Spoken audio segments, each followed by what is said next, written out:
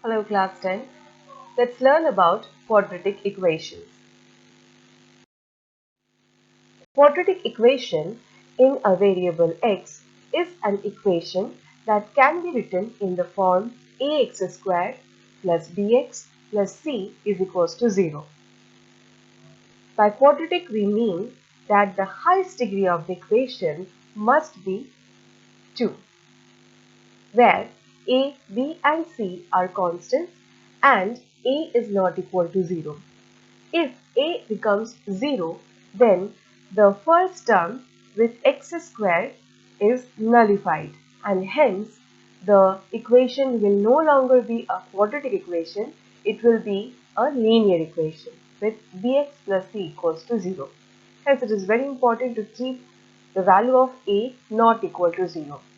The values of a, b and c can be positive or negative, but a must be non-zero.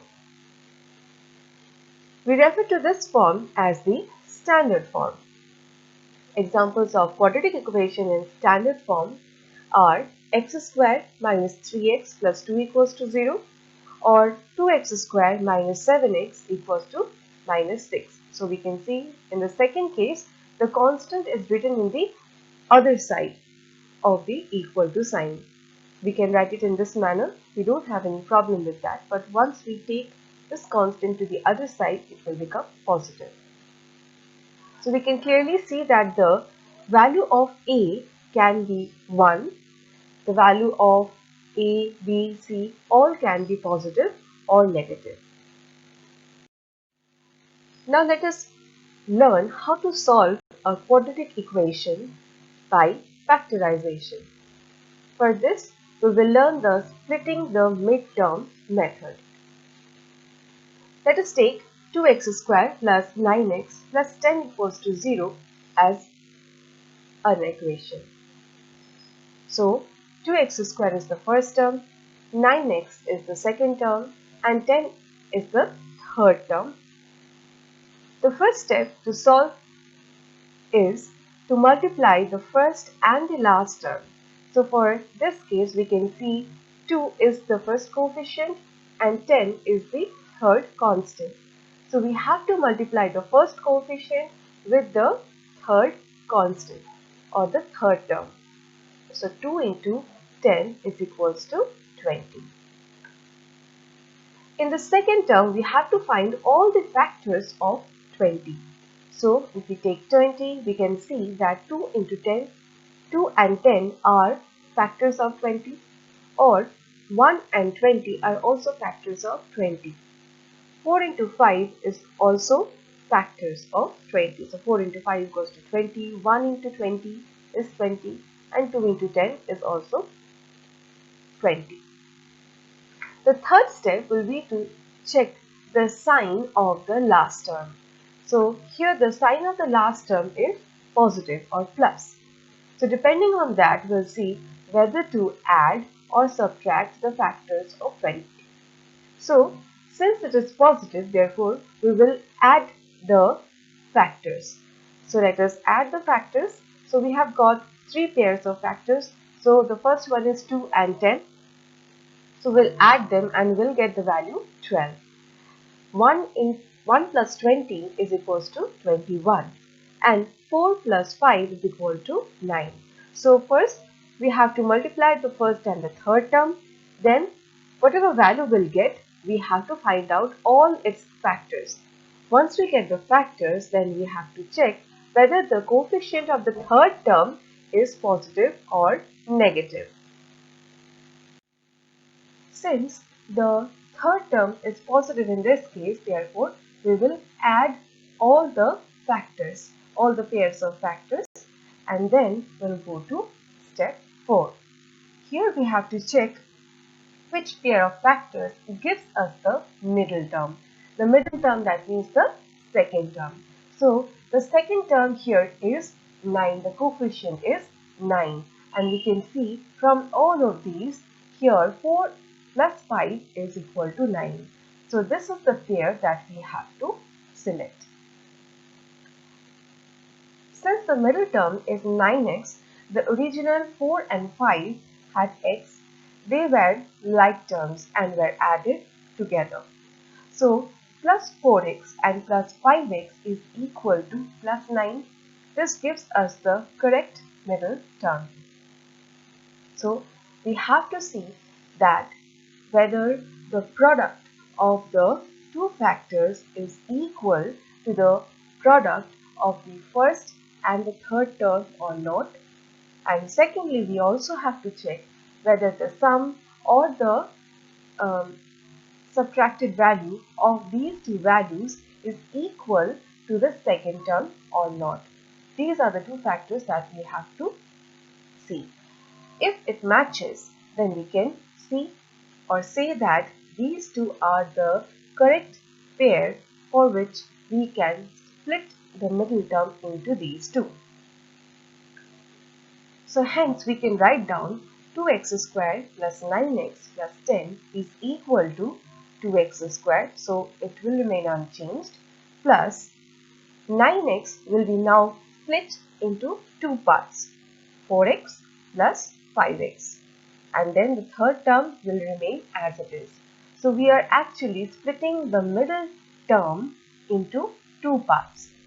The sign and the numbers are very important. The first, what we have done is that we have taken out the product of the first and third term. Whatever value we'll get, we will take out all its factors. Now, depending on the third sign or sign of the third coefficient or constant, we have to add or subtract these factors that we have got. Now we'll check which one of these values are matching the second term. So we can see from here 4 and 5 are such numbers for which we'll get the second term. Now we will attach x, the variable x, with both the numbers. Since both of them are positive, therefore write as plus 4x and plus 5x. And their sum is coming out to be the second or the middle term.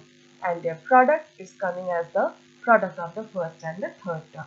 So hence, while solving using factorization, we have to first split the quadratic equation in this way. Now to solve the quadratic equation, we have to actually find the roots. So roots of a quadratic equation in x are the values that satisfy the equation. That is, if we put the value of x or a particular value instead of x, and the left hand side and the right hand side of the quadratic equation becomes equal, in such case we can say that that value of x will be the root of the quadratic equation, or it will satisfy the equation. The method of solving quadratic equation by factorizing relies on the following zero product property of real number. So the zero product property of real number says that if a and b are two real numbers and the product of a and b is equals to 0, then a must be equals to 0 or b must be equals to 0 or both must be equals to 0. That is, if we say there are two numbers for which the final product will be 0, then we can say that either of the two terms must be 0 or both can be 0. For example, if we take a as 0 and b as 5, their product will be equals to 0. Or if we take a as 5 and b equals to 0, then their product will also be 0. Or if we take both the values of a and b as 0, then the final product will again come as 0.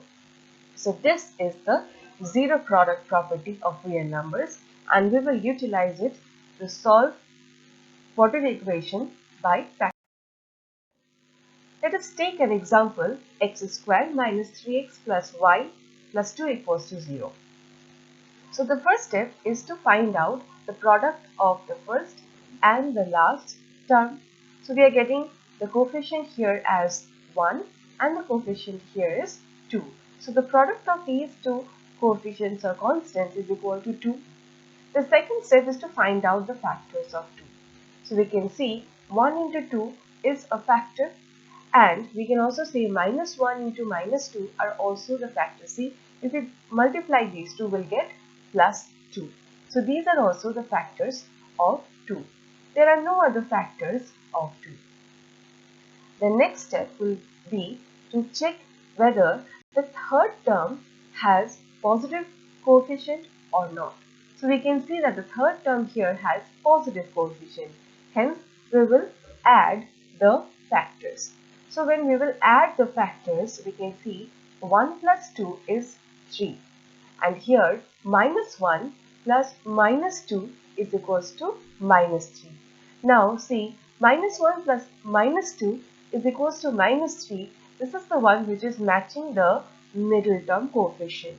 Hence, we will select this pair for the mid-term factorization. So we will rewrite the equation in this form: x square minus x minus 2x plus 2 equals to 0, because minus x, that is minus 1x, or x is the same thing, minus 2x. So this becomes minus 3x, which is here. So by splitting the midterm, we have split minus 3x into minus x and minus 2x.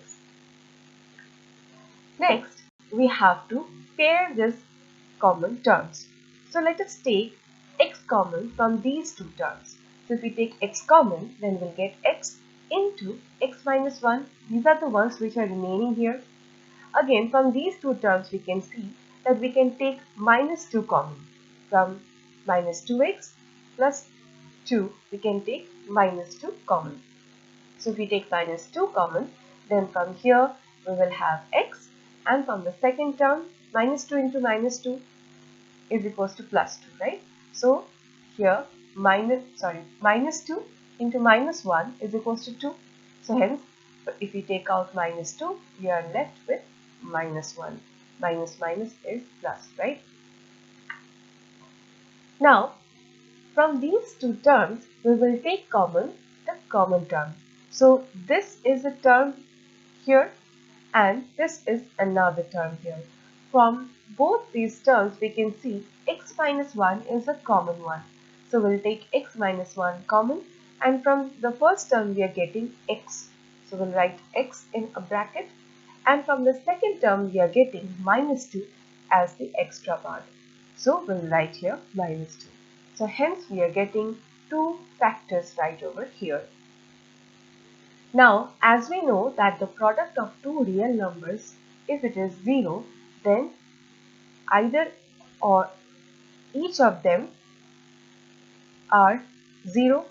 We can say both of them are 0 or any one of them are 0. So because of that, we can write down using the zero product property, that either x minus 2, that is the first factor, is equals to 0, or the second factor is equals to 0. So we can write either x minus 2 equals to 0 or x minus 1 equals to 0. We are writing this because we exactly don't know which one of these terms or factors is 0. So using this zero product property, we are writing this. So from this we can write x equals to 2, and from here we can write x equals to 1. So from which we can see that x equals to 2 or x equals to 1 are the roots of the equation. Since it is a quadratic equation and its highest degree is 2, therefore it will have two roots. They can be equal or they may not be equal, but we will definitely get two values of x's, and these are the roots or solutions of the quadratic equation. Let's look into one more example. So let's solve the equation 2x squared minus 7x equals to minus 6. So first we have to bring it to a standard form. So we'll bring the right hand side, that is the constant, on the left hand side, and we have the standard form. So the first step is to multiply or find the product of the first and the last term. So 2 into 6 is equal to 12. Now we'll find out the factors of 12.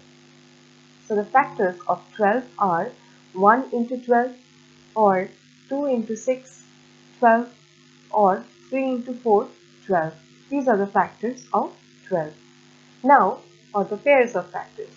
Now what we have to do is check the sign of the third term. So which is plus right over here. Since it is plus, therefore we will add these numbers. So if we add these two, we are getting 13. When we add these two, we will get 8. And here we will get 7. So now let's check what's in the middle term. We have minus 7. So if we add these two, we will get plus 7. But if we take minus 3 and minus 4 and take the product, then we can see minus 3 into minus 4 is minus 12 plus 12. So we can say that if we take minus 3 plus minus 4, then we will get minus 7, which is the middle term. So, as because these two terms are positive, but we have negative in the middle term, therefore we will take both the terms as negative ones. If we take minus 3 and minus 4, we will get the sum as minus 7, which is the middle term. But if we would have taken 3 and 4, then we would have got plus 7, which is not matching with the middle term. So here we have to make some changes depending upon the situation. Now, let us split the middle term. So we can write 2x squared minus 3x minus 4x plus 6 equals to 0. That means minus 7x has been split into minus 3x and minus 4x. So plus into minus becomes minus. Therefore, we will write here minus. But we are actually adding these two numbers because they have both negative. Now let us take the common part from these two terms. So we can see that only x is common from these two terms. So if we take x common, then from this term we'll have 2x left. So we'll write it here and minus 3 from the second term. Next, we'll have to take common from these two terms. So we are getting minus 2 as the common one. So we can write here minus 2x minus 3 as the remaining part in the bracket. So hence again take minus 2x common from these two terms and we are left with x minus 2 is equals to 0. By the zero product property, we can now write that 2x minus 3 is equals to 0 or x minus 2 is equals to 0, and from these we can write that 2x is equals to 3, or rather x equals to 3 by 2 and or x equals to 2. So these are the two roots or the solution of the quadratic equation.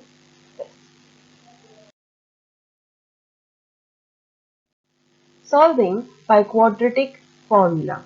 This is the second method by which we can solve quadratic equations. So if we take a quadratic equation ax squared plus bx plus c is equals to 0, where a is not equal to 0, then we'll get the roots or the value of the roots by this equation, where x equals to minus b plus minus root over of b squared minus 4ac by 2a. So from this case, this is known as the discriminant, root over of b squared minus 4ac.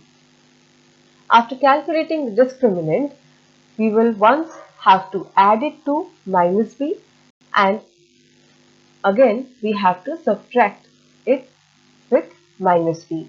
So when we add, we will get one value of x, and when we subtract these two values, then we'll get another value or root of x.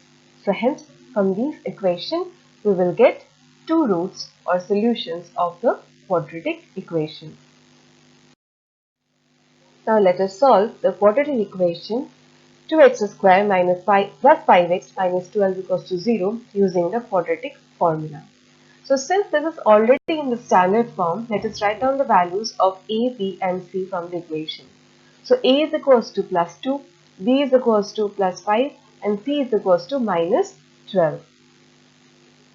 So let us put these values in the quadratic formula, that is x equals to minus b plus minus root over b square minus 4ac by 2a. So we can write, since b is equals to 5, minus b is equals to minus 5, plus minus root over of 5 square minus 4 into a into c. So 4 into 2 into minus 12 by 2 into a, that is 2 into 2, which will be 4. Now we will first solve the part which is under the square root. So when we solve it, we'll get the value as root over of 121. We know that is equal to 11 because 11 square is equal to 121. Hence root over of 121 is 11. Now at this stage we can see that we have two signs or operators right here, plus and minus. So what we have to do is we will once add these two numbers and get a value, and in the second case we will subtract these two numbers and get another root or value. So if we take the positive one first, then we can say minus 5 plus 11 is equal to 8 or 6. Minus 5 plus 11 is equals to 6 by 4. Hence we can write that is equals to 3 by 2. And the second case would be minus 5 minus 11 by 4. That is minus 16 by 4, which is minus 4. Hence the quadratic equation 2x square plus 5x minus 12 equals to 0 will have the roots minus 4 or 3 by 2. Let's take one more example where the equation is x square is equals to minus 3x plus 8. So we have to bring it to the standard form first. So x square plus 3x minus 8 equals to 0. From here a is 1, b is 3 and c is equals to minus 8. Let's use the quadratic formula. So minus b, that is equals to minus 3 plus minus root over of 3 square minus 4ac, that is 4 into 1 into minus 8 by 2 into a, that is 2 into 1. If we solve the part which is under the square root, that would be 41, root over of 41. Since we do not have the value of root over of 41, we'll keep it as it is and we can write minus 3 plus root over of 41 by 2. So we can keep it like so. Or for the negative one, minus 3 minus root over of 41 by 2, like so. Approximately if we find out the square root of 41, then we can calculate this and the answer will be 1.7, and for the negative part we'll get the value as minus 4.7. We can obviously put it in this particular form or bring it in terms of decimal. Thank you everyone for watching the video. I hope it was useful. Stay safe, stay healthy. Bye bye.